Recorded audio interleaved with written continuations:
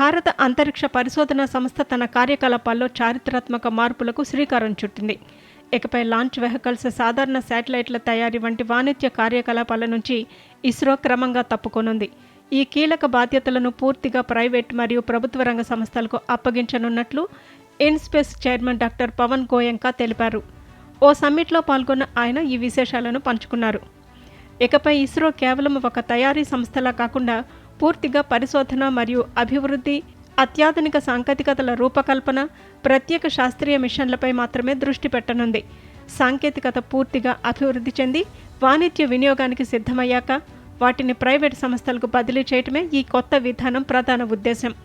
ఇప్పటికే చిన్న ఉపగ్రహాల launch vehicle సాంకేతికతను హెచ్ఏఎల్కు బదిలీ చేయగా త్వరలోనే పిఎస్ఎల్వి, LV-M3 తయారీ హక్కులను కూడా ప్రైవేటు రంగానికి అందించనున్నారు. కొత్తగా నిర్మిస్తున్న లాంచ్ సెంటర్ నిర్వహణ బాధ్యతలను కూడా ప్రైవేటు రంగానికి అప్పగించే దిశగా కసరత్తు జరుగుతోంది. వచ్చే 4-5 నెలల్లో దీనికి సంబంధించిన ఆపరేటర్ ఖరారు కానున్నారు. మరోవైపు భారత అంతరిక్ష ఆర్థిక వ్యవస్థను ప్రస్తుతం ఉన్న $8 బిలియన్ నుంచి 2033 నాటికి ఏకంగా $44 బిలియన్ పెంచాలని కేంద్ర ప్రభుత్వం లక్ష్యంగా పెట్టుకుంది. ఈ భారీ లక్ష్య సాధనలో ప్రైవేటు రంగ భాగస్వామ్యం అత్యంత కీలకం కానుంది. రక్షణ రంగం ఇప్పటికే ప్రైవేటు సంస్థలకు 31 ఉపగ్రహాల తయారీ ఆర్డర్లు ఇవ్వటం విశేషం. ఈ చారిత్రాత్మక నిర్ణయం భారత అంతరిక్ష రంగాన్ని గ్లోబల్ మార్కెట్లో నంబర్ 1 స్థానంలో నిలపడానికి దోహదపడుతుందని నిపుణులు భావిస్తున్నారు.